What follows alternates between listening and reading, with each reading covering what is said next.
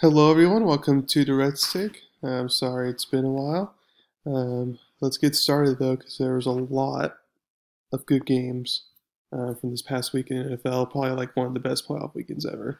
Um, but actually, before I get to that though, there is some breaking news from this morning, and it's no shock, but Big Ben is now officially retired. So congrats to him. He's going to be in the Hall of Fame. Good career, all that.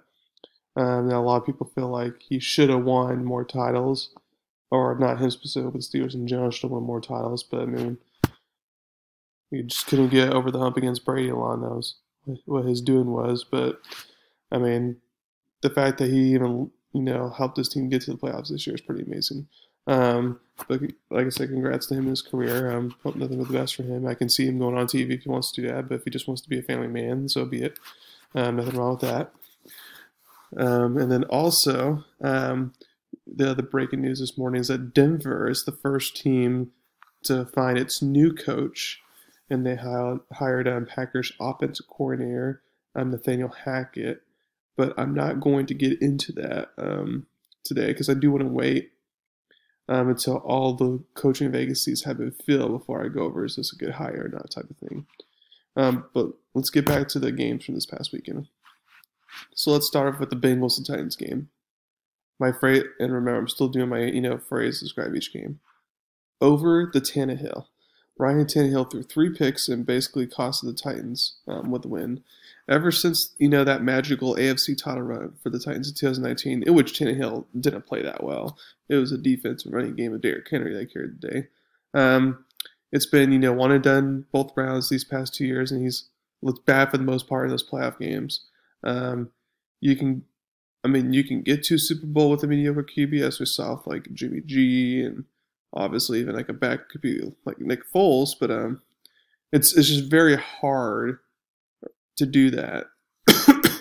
So I feel like if I'm the Titans and if I'm like the general manager and all that, it's like I will look hard in the draft for your future QB. Mainly because you're not going to attract Deshaun Watson's in your own division, or even a Russell Wilson or an Aaron Rodgers. So, I mean, you can trade for Jimmy Garoppolo because he might, he's a little bit better than Tannehill. But it's just like if I were them, it's like go get your future QB now. Since it's not the strongest quarterback class this year, if they want to wait till next year to draft your future QB, then so be it. It doesn't necessarily have to be this season, but within the next few seasons, you're going to need to get a new QB because Tannehill's not the answer. And for Cincy, I mean, congratulations making it this far with a bottom 5 O-line. And as I predicted in my last week's podcast, I said, the reason why I was picking the Titans was because of that pass rush. And sure enough, that pass rush showed up getting 9 sacks. But yeah, Joe Burrow's just that good. He was able to overcome that.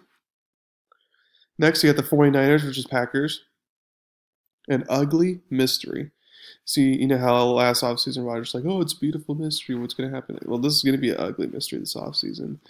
It's like, is he going to retire? Is he going to come back? Is he going to demand a trade? It's like, what's all going to happen there?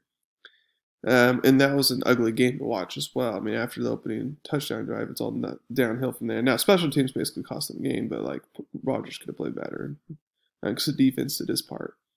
But that's and it's a game where Aaron Rodgers, as a former MVP, former Super Bowl champion, all that, he just has to make plays. Like, we've seen games before where, like, playoff games before Brady, he just struggled. Like, for example, this past week, which he struggled, then he turned on a switch and he was able to, like, make it competitive, and, try to do his best to lead his team to victory. So it's something that Aaron Rodgers should have done, had to do, but unfortunately didn't get done. So we'll see how this offseason goes for him. Rams versus Bucks almost pull the Falcon. So the Rams try their hardest to pull an Atlanta Falcon and give up a 24-point lead in the second half. But because of, let's face it, a bad defensive play call, they get into field goal range and win. The one bad thing if you're a Rams fan is now you have to face your kryptonite in the 49ers. So good luck with that. Now, fans will wonder whether Brady will retire or not this year. I personally doubt it. I feel like he'll probably come back for one final season, make it official and all that. But you just never know. It's all up to his, the wife and kids. Bills versus Chiefs. Bills got Mahomed. It happened to be a lot of it happens to be a lot of teams that get Mahomed, but Bills, in the final 2 minutes um, and then in overtime, they just couldn't stop Mahomes. And that was basically a lot of people are going to complain about the overtime rules. And while I prefer, for both teams to have the opportunity to get on offense in overtime, the Bills had their chance to win. They blew it, so they just got to be mad at themselves for that. Um, with all I don't like a coin toss aside stuff. Oh well. With both Brady and Rodgers out, which is the first time that not one of them has been in a conference championship game since 2009. But with both of them gone, it's like the Chiefs are now the favorites, in my opinion, to win the Super Bowl at this point. Now, of course, Rams could win it, and then if the Bengals upset the Chiefs, then they should, totally win it all. I don't trust the 49ers to win it all right now, but right now the Chiefs are the favorite. So now let's go to my AFC title game prediction, NFC title game prediction. So let's start with the AFC title game first, with the Bengals and Chiefs. The Bengals, they've been a fun watch this year, the fun story this postseason. A lot of people will give Cincy a chance this game.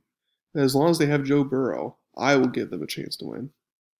Now, just because I give them a chance to win does not mean I think they are going to win, because I feel this is like a kind of a similar situation to what we saw with Tennessee. I feel like the Chiefs' pass rush is going to get to Joe Burrow and cause some problems there for that bad O-line. Now, if there's a reason why the Bengals can't pull off the upset, it was because one, Tyrann Mathieu, the Honey Badger, is questionable this weekend. He has to clear concussion protocols since he got knocked out last game, and if he's gone, that's a big problem because the Chiefs had no answers for Jamar Chase last time they played. So that's one area that they could take advantage. Also, keep in mind, Cincy, their defense had to force 3 turnovers just to win that game against the Titans. And I don't see Mahomes throwing for 3 picks. So therefore, since they're not going to get the short fields or the momentum getters, with 3 picks like they got with Tannehill, I feel like it's just too much. I feel like Cincy will basically have to play catch up the whole game. So while I feel like this can come down to a 1 possession game, the line of being a 7 right now, a lot of people feel like it's too high. I feel like it's probably that may be too high in the end, but right now I feel like it's right. So I have Mahomes and the Chiefs winning by a touchdown. I have them winning 28-20. Now for the NFC title game. So this game, it all depends on the health at this point, like it does for a bunch of teams at this point in the season. We know Deebo Samuel's going to be going, but here's the questionable thing, though. All-Pro left tackle Trent Williams is questionable. Now, he expects to play. The coach expects him to play, but he hasn't been practicing all week. So when you don't practice all week, there's going to be some legitimacy if you're going to play or not. And obviously, Jimmy G still has the finger issue, so we'll see how that works out. But I feel like, as we saw against the Bucks, if you're missing just at least one, all-pro level tackle, then especially against that Rams pass rush, that's going to be a huge issue. Now, if he does play and he's healthy, all that, then I do feel like the 49ers have a shot because the 49ers are going to run the ball a lot, which means they're not going to give a chance for the pass rush to get home a lot because they're going to be running the ball a lot. But then but like I said, Sean McVay's kryptonite is Kyle Shanahan and the 49ers for some reason. So I do feel like there's that. However, when it gets to this point in the season and when you're unsure of something, it's safe to go with a better coach and quarterback combo. Well, it's both good coaches, and we know Stafford's better than Jimmy G, especially if Jimmy G, like I said, finger issue happens or Trent Williams is out. So, and plus Withworth should be coming back for the Rams, and their safeties, are getting healthy. They should be coming back as well. So the Rams are getting healthy at the right time. So even though it's dangerous, if you're superstitious, you're probably going to go 49ers here. But I'm not a superstitious type of guy per se. So even though I could be wrong here, I'm going to go ahead and go with the Rams here. And the line right now is 3.5 Rams. And I'm going to take the over here. I feel like this could be a 2-possession game. a game where like the Rams are up, and they maybe kick a field goal or something or score a touchdown, make a 2 possession game type of thing. Um, so I have Rams winning in a lower score game, 23-13. So now, real quick, I do want to talk about how there's new head coaching opening with Sean Payton deciding to step down the other day. In my opinion, as I discussed in a previous podcast about which job is the best and which coaches are going to go where, I do feel like Saints now is the best job opening. Now, it could end up being not a good job opening, depending on what direction the coach and everything wants to go. Because like you can like cut a lot of people or trade a lot of people and just go full rebuild with the salary cap issues, or you could look at it as, hey, we got a good playoff roster. You just need to plug in a quarterback, try to re-sign as many people as you can, and draft well, and then bam, we're in it again. Because the Saints, almost made it in the playoffs this year. So there's a lot of, while there's some question marks to Saints, don't get me wrong, because every job's going to have a question mark. I do feel like it is the best job opening out there, especially with the division. Spray's about to retire. Falcons, Matt Ryan's almost done. We don't know how Arthur Smith is as a head coach with another quarterback. In Carolina, I don't trust him at all right now. So it's like, it is. So unlike Denver, it's a hard division, or Raiders, hard divisions. Like, this is a nice job opening. Now, as far as head coaching candidates, well, it depends on a couple things. It depends on, would the new head coach be fine with just James Winston resigning, or even having a Taysom Hill go for a year or two while they draft a quarterback and develop? Or are they going to be the type of coach that's like, no, give me Aaron Rodgers, no, give me Russell Wilson, give me Deshaun Watson? So it all depends on that. There's a couple options. A lot of people think their defense coordinator, who's currently there, Dennis Allen, who's had previous head coach experience with the Raiders, is the leading candidate. And I do think he is probably the leading candidate. If they do hire him, it's not the end of the world. But as we see, going offensive is more the safer, better route. Because you would just have to have like a Sean McDermott, having Brian Davis like offensive coordinator. You just have to have like a home run offense coordinator to have a defensive guy as a coach, in my opinion. Because like the final 4 teams right now in the playoffs are all offensive guys. So I do feel like while Dennis Allen's a fine choice, we saw him coach in the Bucs game this past year and won. I feel like it would be better to go offensive route here. So you can go Eric Bieniemy, who's a Louisiana native who needs to finally get a head coach job too. I can see that. Brian Daboll's being seriously considered for Giants right now, so it might be too late to go after him, or not maybe, now that he sees the job's open.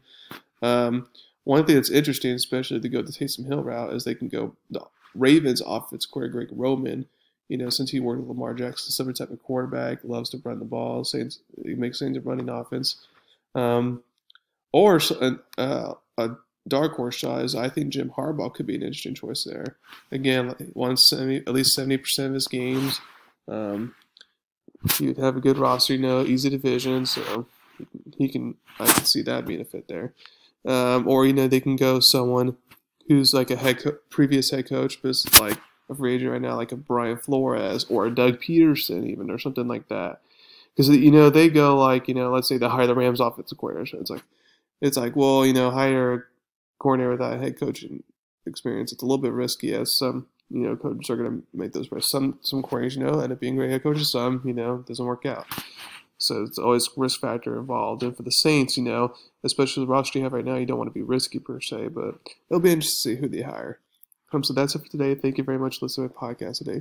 Please subscribe to my channel to learn about me. Thank you very much, and have a wonderful day.